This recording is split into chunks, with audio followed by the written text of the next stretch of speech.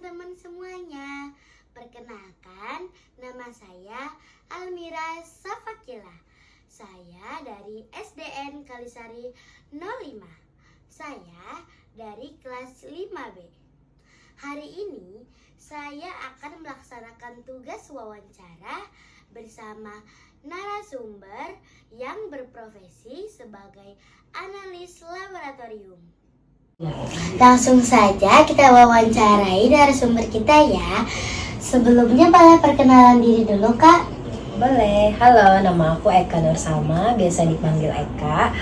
Aku selaku analis laboratorium di Laboratorium Mikrobiologi Klinik FKUI. Izin minta waktunya sebentar ya, Kak? Boleh. Sejak kapan sih Kakak menjadi analis lab? Aku menjadi analis lab itu sejak tahun 2020, di mana saat itu tuh zamannya COVID yang sedang marak.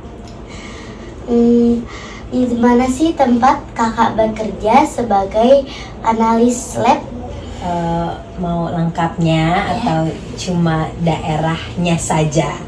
Kira-kira lengkapnya lah ya. Kalau lengkapnya itu aku tuh ada di Jalan Pegangsaan Timur nomor 16 di Jakarta Pusat, daerah Menteng, deket dengan Rumah Sakit Cipto Mangunkusumo. Apa sih Kak manfaat dari hasil lab itu? Sebenarnya lebih ke manfaat mungkin profesi aku ya sebagai analis lab.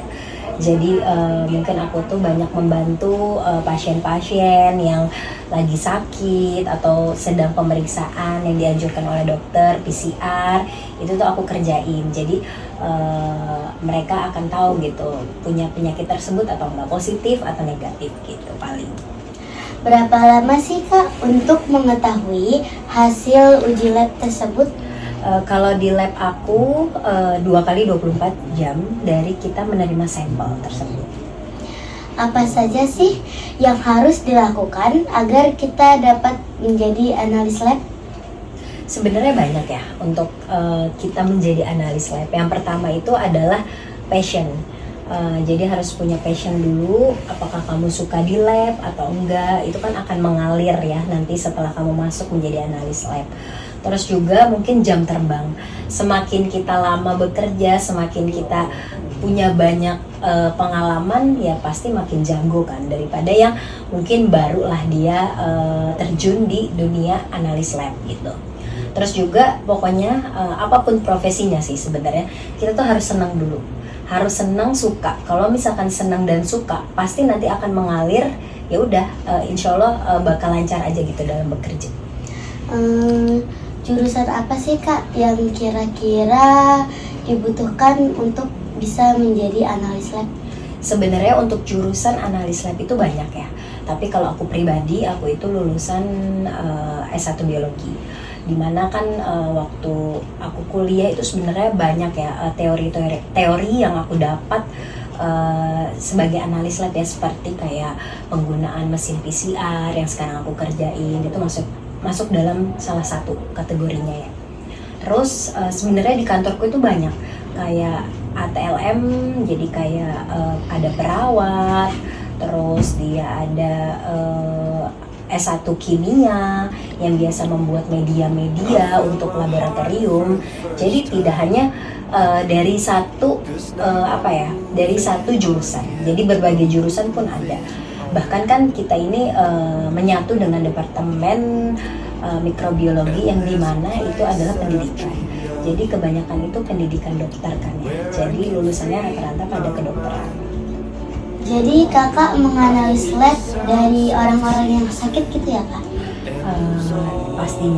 Pastinya sampel-sampel yang kita dapat itu adalah dari pasien-pasien yang sudah berada di rumah sakit, dan dia tuh dapat rujukan dari dokter yang menanganinya. Makanya dikirim ke lab aku, terus aku analisis, aku kerjain sampelnya dalam berbentuk PCR. Nanti akan keluar hasilnya apakah pasien ini pemeriksaan misalkan tuberkulosis atau cytomegalovirus atau Epstein-Barr, itu dia positif atau negatif. Jadi sangat membantu pasien seperti itu. bagi tipsnya dong Kak, agar kita semua tetap bisa menjaga kesehatan. Untuk kesehatan ya, sebenarnya dalam menjaga kesehatan itu penting banget ya untuk kita semua. Karena penyakit itu nggak bisa kita menentukan gitu, masih muda nggak mungkin sakit, pasti nggak muda nggak tua, pasti kalau namanya udah takdir itu ya kena penyakit ya kita nggak ada yang tahu ya. Tapi tips and trick menurutku biar kita hidup sehat adalah yang pertama kita dari jaga pola makan, yang kedua minum air putih yang jelas karena air putih itu banyak banget manfaatnya. Terus yang ketiga, jangan lupa setiap hari makan buah, sayuran paling penting karena apa? Bisa menurunkan atau mengurangi anti kanker lah gitu loh untuk alaminya ya. Terus abis itu mungkin kalau misalkan gabut ya, misalkan lagi nggak sekolah, bisa olahraga tipis-tipis, bisa lari atau jogging, atau misalkan emang nggak mau lari ya udah jalan aja. Jalan pun juga sehat sih sebenarnya kan. Terus tapi satu, kalau misalkan habis jogging atau habis lari, jangan makannya itu makanan yang junk food, yang banyak lemak-lemaknya. Tetap harus nomor satu adalah pola makan kita diatur biar hidup kita tuh juga sehat. Jadi menurut aku untuk kalian semua, apalagi masih muda, masih sebenarnya masih energinya masih banyak ya. Menurut aku jogging, minum air putih yang banyak, makanan 4 sehat 5 sempurna itu sangat penting dan direkomendasikan. Karena kita nggak ada yang tahu ya, maksudnya penyakit itu bisa datang kapan aja. Jadi sebisa mungkin kita menjaga sejak dini. Mungkin itu aja sih tips and trikku. Terima kasih ya Kak atas info dan waktunya. Oke, sama-sama. Sekian wawancara kami bersama narasumber kita, yaitu Kakak Eka Nur Salma yang berprofesi sebagai analis laboratorium. Sampai jumpa lagi ya, dadah.